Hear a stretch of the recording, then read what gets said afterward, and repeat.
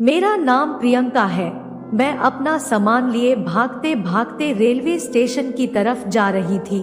जैसे ही मैं ट्रेन के पास पहुंची, तो अचानक ही सामने से एक लड़के ने मुझे जोर से धक्का देकर गिरा दिया।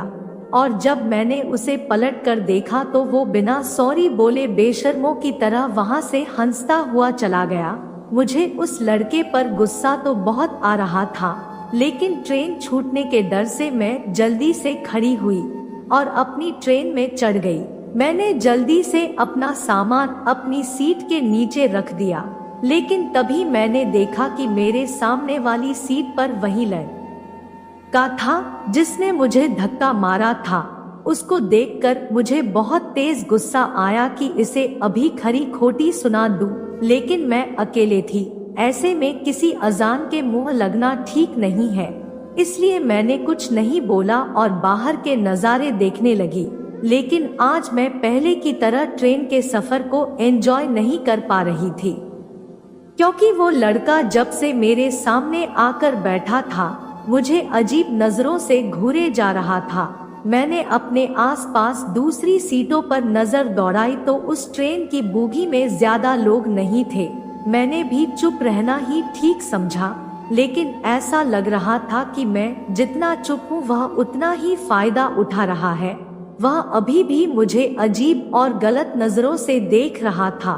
उसके इस तरह देखने के कारण मैं अनकंफर्टेबल होने लगी थी और मैंने अपने बैग से एक किताब निकाली और पढ़ने लगी। फिर थोड़ी देर बाद वह लड़का भी अपने बैग से कुछ सामान निकालने लगा, लेकिन वह बैग से सामान निकालते निकालते मेरे पैरों पर अपना हाथ लगाता जा रहा था। मैंने अपने पैरों को अपनी तरफ खींच लिया। फिर जैसे ही वो खड़ा होने लगा तो ट्रेन के अचानक ब्रेक लगाने की वजह से वो अचानक मेरे ऊपर आकर गिर गया। मुझे उसकी छुअन उस समय इतनी ज्यादा चुभ रही थी कि मन कर रहा था कि उसे जोर से एक जोरदार थप्पड़ रसीद कर दूं और लात मारकर उसे ट्रेन से बाहर फेंक दूं। मैंने उसे अपने हाथों से पीछे हटाया और कहा, तुम ठीक से खड़े नहीं हो सकते क्या? कभी तुम मेरे पैरों पर हाथ लगा रहे हो, कभी मेरे ऊपर आकर गिर रहे हो। मैं इतनी देर से तुम्हारी हरकतों से तंग आ गई हूँ। आखिर चाहते क्या हो तुम?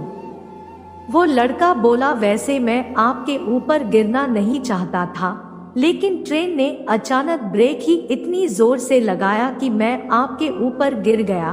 और रही बात मेरे चाहने की, तो मैं चाहता तो बहुत कुछ हूँ, लेकिन शायद आप इसके लिए तैयार ना हो।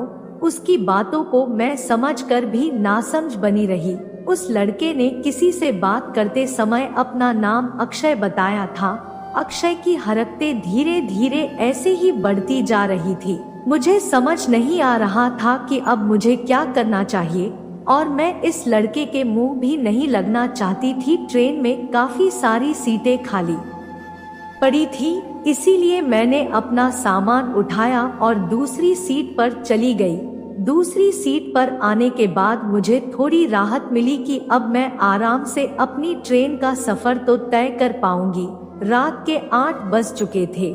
मैं फ्रेश होने के लिए बाथरूम की तरफ बढ़ी तो अक्षय भी मेरे पीछे पीछे चल दिया। जैसे ही मैंने बाथरूम का दरवाजा खोला और उसके अंदर कदम रखा, तो अक्षय भी मेरे पीछे पीछे उसी बाथरूम के अंदर आ गया और उसने बाथरूम का दरवाजा अंदर से लॉक कर लिया। मैंने उसे गुस्से में कहा, ये क्या बदतमीजी है?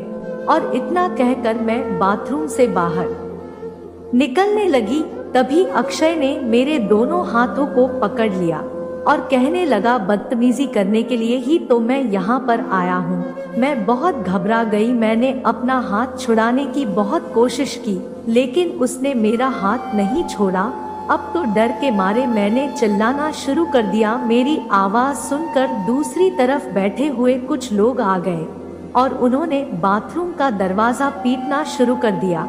इतने सारे लोगों की आवाज सुनकर भी वह मुझे नहीं छोड़ रहा था, लेकिन लगातार बहुत सारी भीड़ बढ़ने पर अक्षय को मुझे छोड़कर दरवाजा खोलना ही पड़ गया। दरवाजा खुलते ही सभी लोगों ने अक्षय को पकड़ लिया तब अक्षय ने झूठ बोल दिया कि मैं गलती से इस बाथरूम में घुस गया था। मुझे नहीं पता था कि इस बाथरूम में पहले से कोई है और मुझे देखकर ये चिल्लाने लगी। बस इतनी सी ही बात है।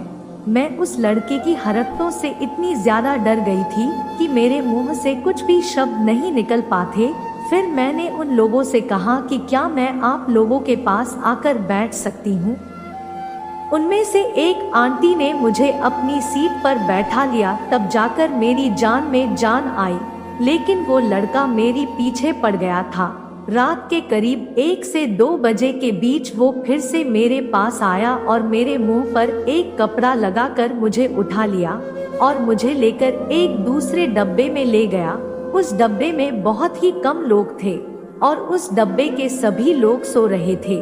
फिर उसने मेरी कान में बोला कि अगर तुमने चिल्लाने की कोशिश की तो मैं तुम्हें ट्रेन से धक्का दे दूंगा।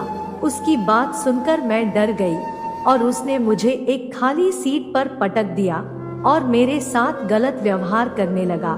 मेरे कुछ भी समझ में नहीं आ रहा था कि मैं कैसे इस जानवर से खुद को बचाऊं। वो लगातार मेरे हर हिस्से को टच कर रहा था और किस करता जा रहा था। मैं उसके इरादे समझ चुकी थी और उससे बचने का तरीका सोचने लगी और तभी उससे बोली कि ठीक है, तुम्हें मेरे साथ जो करना है आराम से कर लेना, मैं भी तुम्हारा साथ दूंगी। तो वो थोड़ा हैरान हुआ और बोला कि क्या सच में? मैंने हाँ में सर हिलाया तो वो थोड़ा सा मुझसे दूर हुआ और बोला कि तब तो बहुत मजा आएगा। और फिर मैंने कहा कि मैं वॉशरूम में फ्रेश होकर आ रही ताकि आराम से तुम्हारे साथ एंजॉय कर सकूं। तो वो तुरंत मान गया और मैं वॉशरूम में चली गई। वो भी मेरे साथ ही वॉशरूम के पास आया और बाहर ही रुक गया। मैंने वॉशरूम के अंदर पहुंचकर तुरंत ही मोबाइल निकाला और रेलवे पुलिस को फोन करने लगी और उसको अपनी ट्रेन का नाम, सीट नंबर और नाम कंफर्म किया। कुछ ही समय के बाद रेलवे पुलिस मेरे पास पहुंच गई और मेरे शिकायत के आधार पर उस लड़के को पकड़ लिया और उस लड़के को मैंने पुलिस के सामने ही 3 से 4 थप्पड़ भीड़ दिए थे, क्योंकि मैं उससे बहुत अधिक परेशान हो चुकी थी। तो दोस्तों, ये कहानी हमें एक सबक देती है कि अगर आपके साथ कभी ऐसे हालात आ जाए तो आपको अपना होश नहीं खोना है और मदद के लिए कोशिश करते रहना है ताकि आपके साथ कोई भी गलत व्यवहार ना कर सके। ये कहानी सिर्फ एजुकेशन के लिए ही बनाई गई है।